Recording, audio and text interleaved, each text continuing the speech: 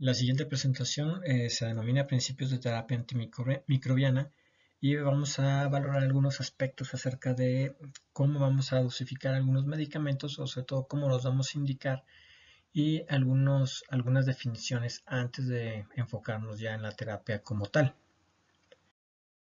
Prácticamente hay que entender el concepto de concentración mínima inhibitoria y concentración mínima bactericida.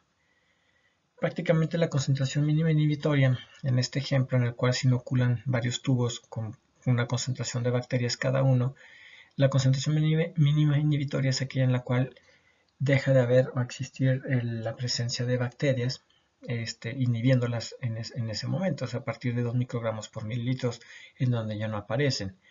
Pero realmente esto lo hacemos en el laboratorio para poder establecer las sensibilidades de un antibiótico. Normalmente los laboratorios clínicos utilizan esta concentración mínima inhibitoria combinado con estudios como la técnica de Kirby-Bauer para establecer si un organismo es sensible, intermedio o resistente. La concentración mínima inhibitoria los valores o la concentración sobre el valor que nosotros definamos como la concentración mínima prácticamente tiene alta probabilidad de éxito, y todo lo que esté por debajo de esa concentración, por debajo de 2, 1, 0.5 para el ejemplo que se muestra en la diapositiva, prácticamente tiene riesgo de falla. Todo lo que esté por arriba de 2, que en este caso sería 3, 4 microgramos, prácticamente es exitoso en su aplicación. La técnica de Kirby-Bauer es aquella en la cual se realiza una prueba de difusión en test, en la cual se ponen papelitos en los cuales impregnados de ciertos antibióticos y en los cuales se observa la respuesta que va a tener la bacteria. Cada una de las bacterias está dado en un agar y tenemos un agar rico en bacterias para poder establecer la respuesta al antibiótico. Prácticamente es más sencillo verlo, no nos vamos a meter mucho en esto, y prácticamente vemos que existen algunos papelitos con antibiótico en los cuales hay crecimiento, no crecimiento y en las cuales no se inhibió el crecimiento, y por lo tanto se realiza una serie de mediciones y se establece un platillo en el cual se establece la presencia de resistencia, sensibilidad intermedia o sensibilidad completa, en este caso R y S. Esta es la manera como se hace a nivel de laboratorio para establecer la presencia, o después de obtener un valor de concentración mínima inhibitoria, prácticamente se tiene que realizar esta técnica para poder establecer si aún así el organismo puede ser resistente, tiene sensibilidad intermedia o es sensible completamente. En este otro ejemplo de la concentración mínima inhibitoria, prácticamente se muestra cada uno de los tubitos con diferentes diluciones, y a partir de cuál se muestra la menos concentración en este caso de bacterias. En este ejemplo casi siempre se marca el ejemplo de 2 microgramos por mililitro, porque casi siempre es lo correcto para la mayor parte de los antibióticos. La concentración mínima inhibitoria es la medición de la inhibición antibiótica de la multiplicación bacteriana. Esa es la definición correcta de la concentración mínima inhibitoria. Inhibe la multiplicación, más sin embargo no significa que se haya destruido completamente. A eso se refiere prácticamente la concentración. Dice, indica los niveles necesarios para inhibir multiplicación, pero no necesariamente indican los niveles de muerte o los niveles para matar el contenido de bacterias en ese tubo de ensayo, y que sería la prueba in vitro, catalogándola exponencial a una prueba in vivo. Para saber cuál es el índice de bacterias que se mueren, utilizamos otra técnica o otra definición. Para eso utilizamos, después de realizar la concentración mínima inhibitoria, realizamos la aplicación o un subcultivo, como dice ahí, en un agar libre de drogas, en los cuales se pone o se cultiva pues aquel tubito con inhibición de la multiplicación de las bacterias, y se ponen dentro de estos agares para poder ver si realmente existe una disminución de su crecimiento. Prácticamente, si se fijan, ponemos una concentración antes de la concentración inhibitoria, 1 microgramo, concentración inhibitoria son 2 y el elevado que sería 4, y prácticamente con 1 y con 2, con 1 todavía tenemos multiplicación y con 2 se supondría que ya habíamos llegado a la inhibición de la multiplicación, pero aún así en condiciones adecuadas en el agar se puede realizar su multiplicación. Entonces, con esta técnica agregada de subcultivar o realizar un cultivo en agar, después de haber obtenido la concentración mínima inhibitoria, esto se le llama obtener la concentración bactericida mínima. La concentración bactericida mínima sería aquella en la cual las bacterias que se inhibió su multiplicación realmente ya no crecieron en un agar rico en condiciones para crecimiento, y a esto se le llamaría el MBC o la concentración mínima bactericida, que sería para esta bacteria específicamente con ese antibiótico sería 4 microgramos por mililitro. Entonces casi siempre en la concentración mínima en la cual no hubo crecimiento en el subcultivo, en el agar enriquecido, prácticamente es el MBC y casi siempre es un valor por arriba de la concentración mínima inhibitoria. Entonces así es muy rápido algunos ejemplos con los cuales espero que se obtenga algo de información para poder conocer este tipo de definiciones que son importantes antes de empezar a ver los antibióticos. La concentración mínima bactericida, la medición de la capacidad o de matar de un antibiótico o actividad bactericida. Les digo, casi siempre es una concentración más arriba de la concentración mínima inhibitoria. La MBC, por definición, es la concentración de antibiótico más baja en la cual no hay un crecimiento o no muestra crecimiento en un subcultivo en el cual no hay o no se muestra la actividad de un antibiótico o sin antibiótico. ¿Qué quiere decir? Que realmente todas las bacterias se murieron. Eso es la diferencia. Ahora, en algunos conceptos básicos, prácticamente tenemos algunos conceptos de dosificación de antibióticos. Realmente el elemento farmacodinámico característico que se necesita considerar para escoger un antibiótico de manera correcta es la concentración mínima inhibitoria, no tanto la concentración mínima bactericida. La concentración mínima inhibitoria entonces permite establecer una serie de conceptos farmacocinéticos, que vamos a verlos en la siguiente presentación, pero prácticamente para una mejor respuesta en aquellos antibióticos que pertenecen a los beta-lactámicos, básicamente necesitamos tener un nivel de antibiótico siempre por arriba del 50% del MIC o que dure más del 50% de lo que tenemos como MIC. Para aquellos antibióticos como aminoglucósidos o fluoroquinolonas, prácticamente se maximiza su éxito realizando un aumento en la concentración o llegando a una concentración máxima sobre la concentración mínima inhibitoria. Esto se entiende más viendo algunas gráficas que, les repito, vamos a ver en las próximas diapositivas. En la próxima presentación, perdón. El desarrollo de una resistencia de un antibiótico puede ser prevenido administrando la suficiente dosis de antibióticos para lograr un nivel de antibiótico por arriba de la concentración mínima inhibitoria y por arriba de el área bajo la curva, que es una curva que se despliega al momento de que estoy midiendo las concentraciones de antibiótico. Normalmente esta dosis o esta capacidad de darle una dosis máxima que se mantenga por arriba de la UC, que la concentración, el área bajo la curva, o arriba del MIC, sobre el MIC, prácticamente se le llama dosis o concentración de protección de mutaciones. Entonces prácticamente esta sería una de las recomendaciones para evitar resistencia. Y la otra situación es que se recomienda mucho los cursos pequeños o de pocos días de antibiótico, idealmente de 5 días o menos. Esa es la otra recomendación importante y es el motivo de esta plática. Así tenemos algunas estrategias básicas para la terapia antimicrobiana. Mi paciente tiene antecedente de infección, tiene un probable diagnóstico de alguna infección, ya hice el diagnóstico de infección clínico, tengo datos de un proceso infeccioso, inflamatorio localizado, no localizado, tengo incremento de leucocitos, tengo niveles incrementados de procalcitonina, tengo una enfermedad de características importantes o con clínica de severidad. Pues sí, si tengo todo esto, pues voy a tener que obtener cultivos, incluyendo hemocultivo. Se realiza o se establece a través de clínica y a través de los resultados el probable sitio de infección y se inicia una terapia empírica. La terapia empírica normalmente debe de tener una duración de 3 días mientras se hace la revisión de los cultivos obtenidos desde el principio o se obtiene tinciones de gran o manera laboratorial de obtener información o de demostrar la presencia de un agente bacteriano de acuerdo a los postulados de Koch. Si en 3 días no tengo o mis cultivos fueron negativos, prácticamente regreso a volver a tomar algunos otros cultivos en otras áreas en las cuales yo sospeché ahora se está llevando a cabo el proceso infeccioso.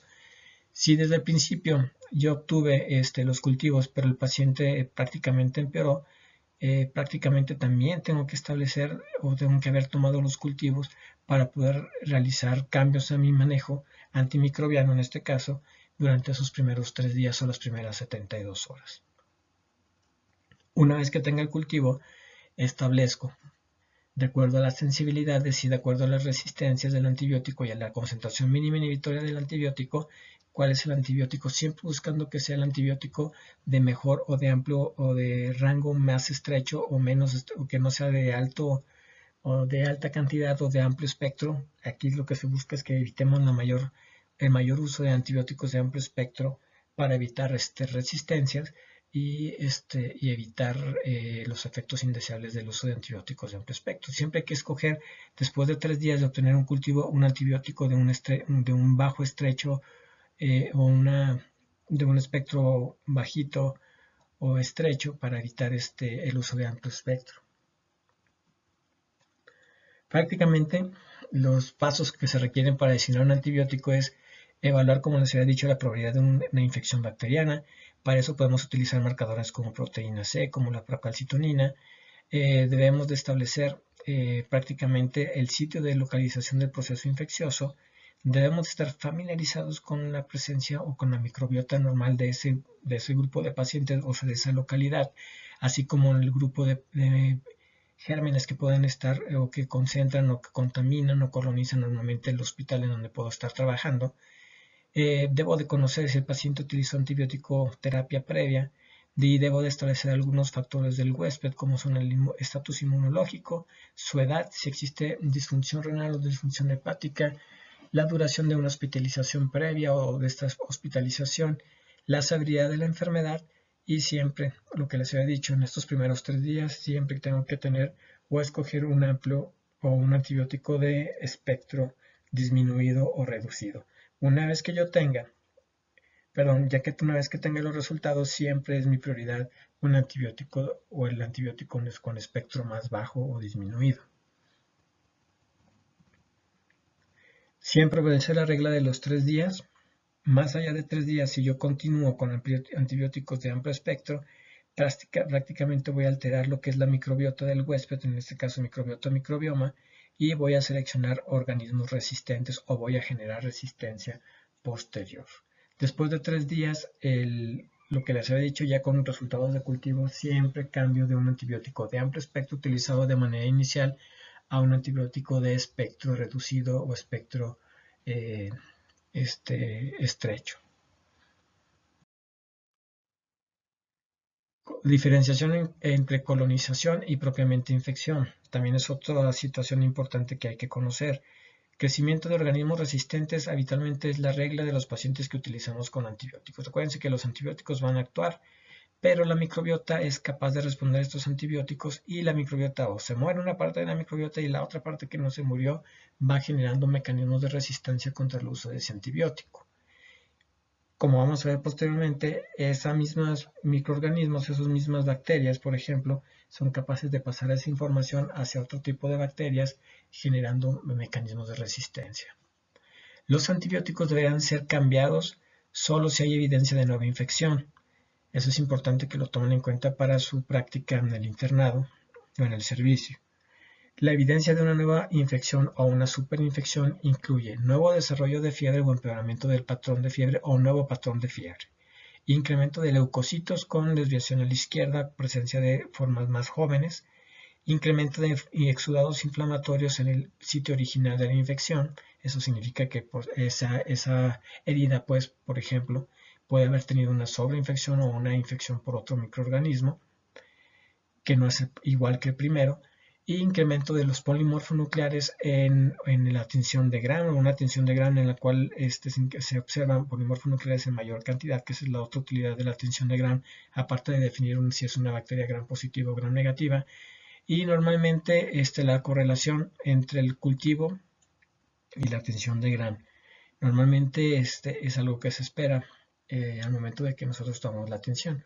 La atención de Gram ahora se van a dar cuenta prácticamente cuando regresen a sus prácticas hospitalarias, que casi nunca la hacemos, y casi siempre dependemos de lo que sepamos acerca de la epidemiología y acerca de la frecuencia de los principales organismos o microorganismos que pueden ocasionar ese tipo de proceso infeccioso. Marcadores laboratoriales de ayuda como procalcitonina o proteína C reactiva también te ayudan a establecer si existe un proceso bacteriano o viral. Ahorita vamos a ver en qué consisten.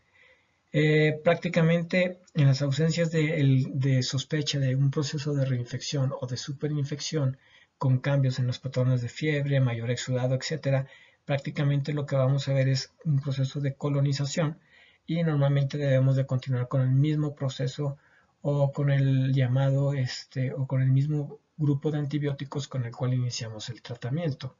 Este régimen antibiótico debe de continuar. Entonces, prácticamente nos ponen un ejemplo en el cual yo tengo una herida, le di un antibiótico inicial, respondió bien, pero después de 72 horas yo tomé un cultivo y el cultivo me dice que tengo cándida.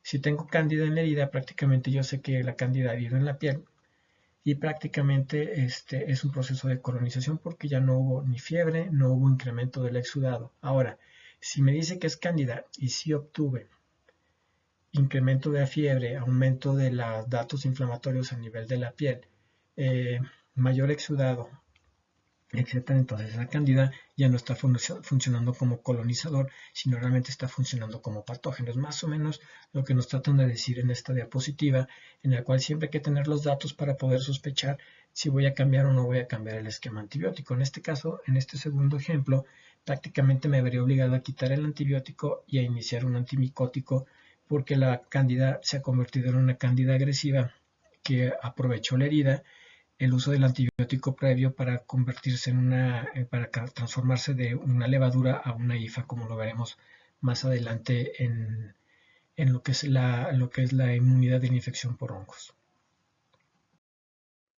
Prácticamente tenemos diferentes marcadores como la procalcitonina. La procalcitonina es un precursor de la hormona calcitonina, está compuesta por 116 aminoácidos.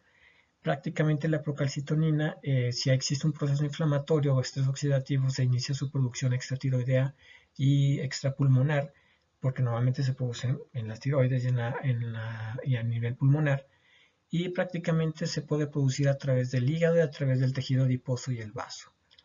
La procalcitonina entonces es un proceso, ante procesos inflamatorios aumenta su producción, es inducida por la presencia de endotoxinas, proteínas de superficie microbianas, lipopolisacáridos y la presencia de las tres interleucinas más importantes, la 1, la 6 y el factor de necrosis tumoral alfa.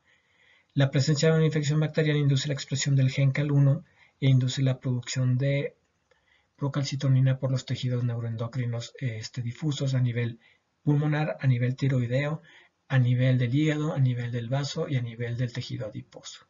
Prácticamente la procalcitonina entonces se convierte en un marcador de infección bacteriana, que esa es otra de las cuestiones que quiero que se entienda.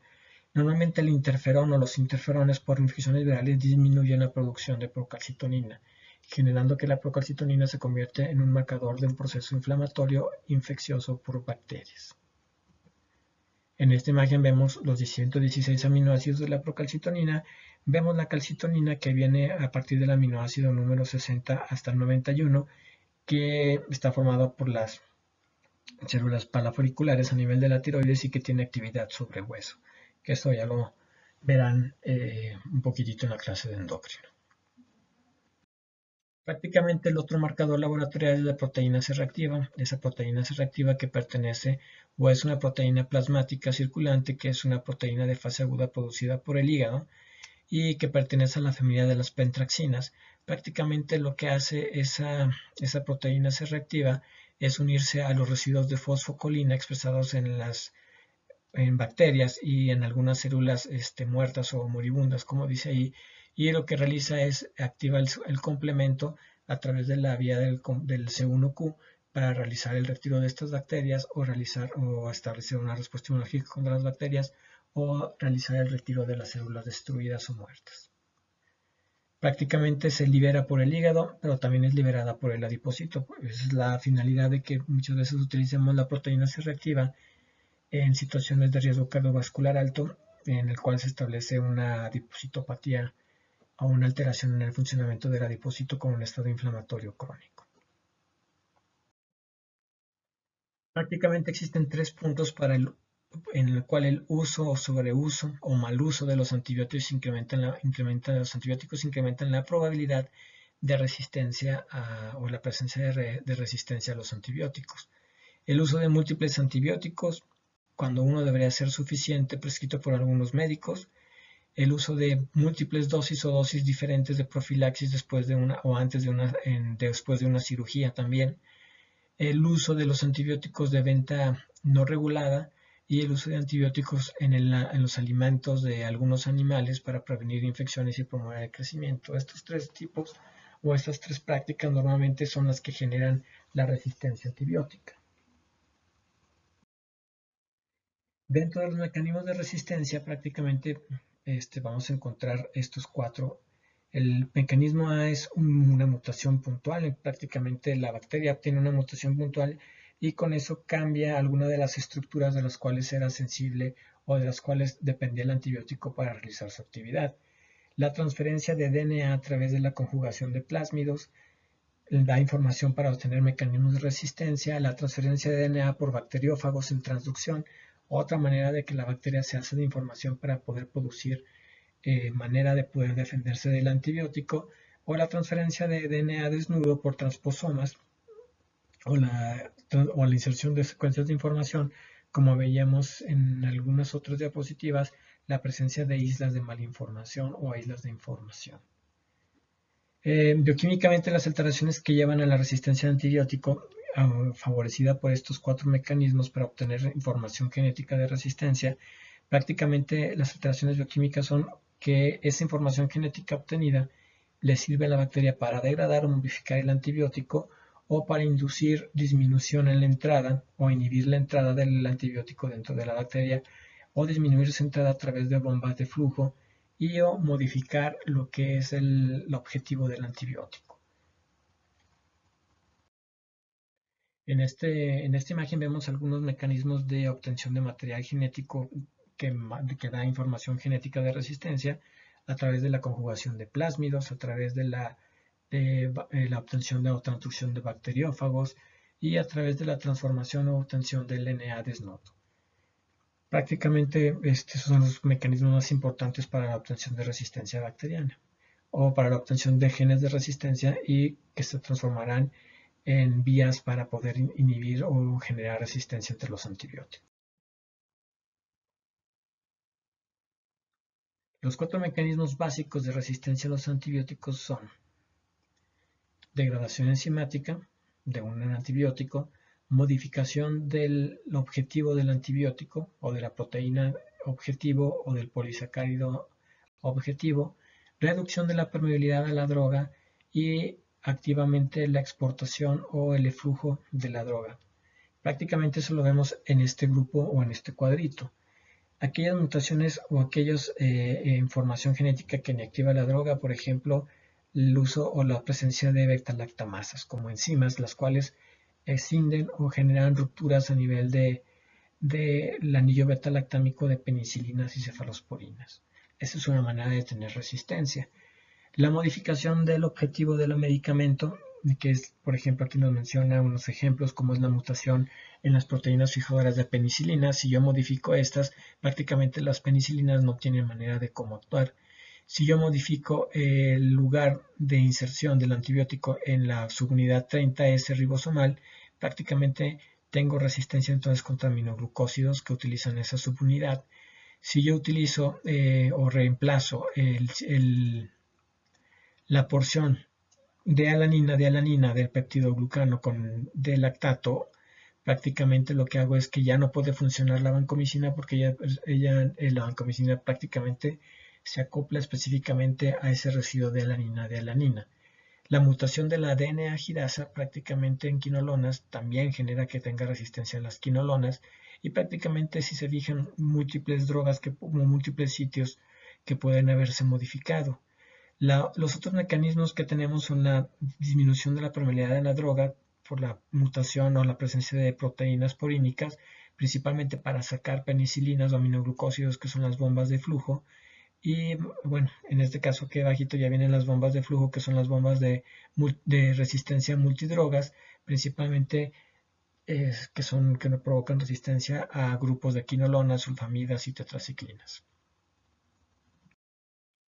En esta última imagen prácticamente vemos los mecanismos de resistencia antibacterianos. Los más importantes es lo que les decía, el cambio del residuo de alanina por D-lactato-alanina para la vancomicina, impidiendo la actividad de la vancomicina. La presencia de beta-lactamasas en las cuales afectan o degradan el anillo beta-lactámico de penicilinas y los derivados beta-lactámicos. La mutación del sitio de acción de algunas oxazolidinonas como el inesolid, y la mutación de la DNA girasa o el cambio de la DNA girasa conformacional en el cual se impide la activación de las quinolonas. Así cada uno de los medicamentos va a tener un mecanismo de resistencia establecido en la cual se disminuye su efecto antibiótico y permite la resistencia de la bacteria y su permanencia. Hasta aquí vemos algunos de los principios básicos del uso de agentes antimicrobianos. Ya nos enfocamos en algo más en lo que se refiere a resistencia para antibióticos y la siguiente plática es para ahondar en algunas otras características.